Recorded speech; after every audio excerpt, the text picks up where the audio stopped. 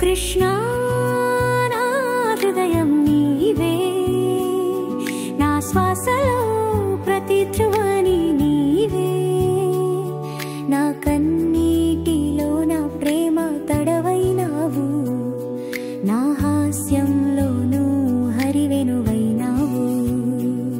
నీ కన్నుల్లో నీ అనంతమైన శాంతి నా చిత్తానికి కలిగించే పరమానందం.